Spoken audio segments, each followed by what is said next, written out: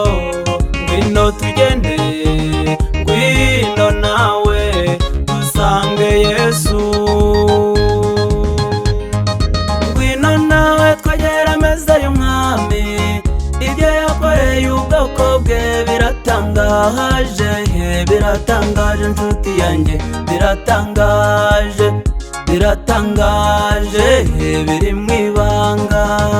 Iby'Imana n'ukuri biratangaje, uvukana n'abandi muri umuryango mugari, hakabamo abakire, hakabamo n'abakungu, hakabamo abakene, hakabamo n'abatindi, kandi abo bose buri muntu afite amahirwe ye.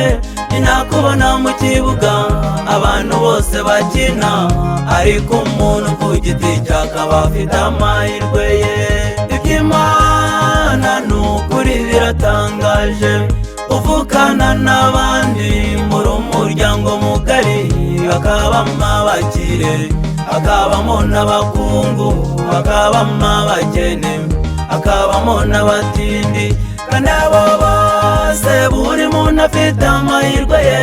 Ni nakubona mu kibuga abantu bose bakina, ariko umuntu ku giti cye akaba afite amahirwe ye. Dore abantu benshi babaye ibyihebe, bihebeshejwe n'uko imibereho yabo ari mike, byarabacanze, biratangaje, nakuri kubarimo bari mu ibanga.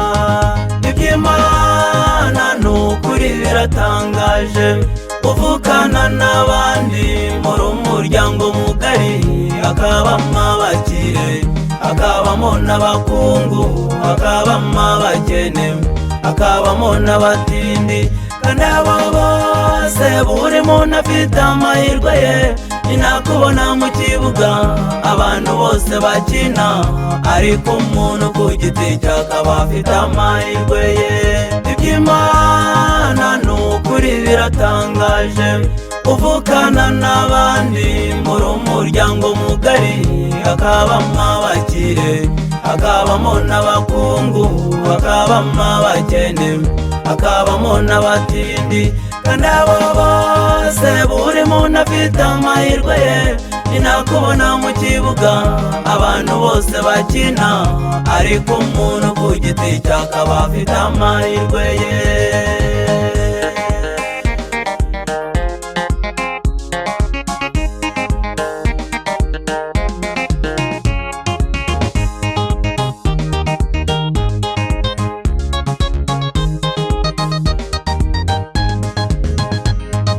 Hirya no hino intambara z'amagambo zirasenyera benshi, abantu babuze amahoro, turananiwe Mana kwimuka buri munsi, turagusabye Mana hindura ubu buzima. Iby'Imana n'ukuri biratangaje, uvukana n'abandi muri umuryango mugari, hakabamo abakire, hakabamo n'abakungu, hakabamo abakene, hakabamo n'abatindi, kandi abo bose buri muntu afite amahirwe ye.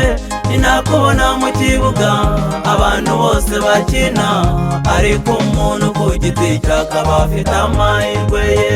Iby'Imana n'ukuri biratangaje, uvukana n'abandi muri umuryango mugari, hakabamo abakire, hakabamo n'abakungu, hakabamo abakene, hakabamo n'abatindi, kandi abo bose buri muntu afite amahirwe ye. Ni nakubona mu kibuga abantu bose bakina, ariko umuntu ku giti cye akaba afite amahirwe ye. Iby'Imana n'ukuri biratangaje, uvukana n'abandi muri umuryango mugari, hakabamo abakire, hakabamo n'abakungu, hakabamo abakene, hakabamo n'abatindi, kandi abo bose buri muntu afite amahirwe ye. ninakubona mu kibuga abantu bose bakina, ariko umuntu ku giti cye akaba afite amahirwe ye.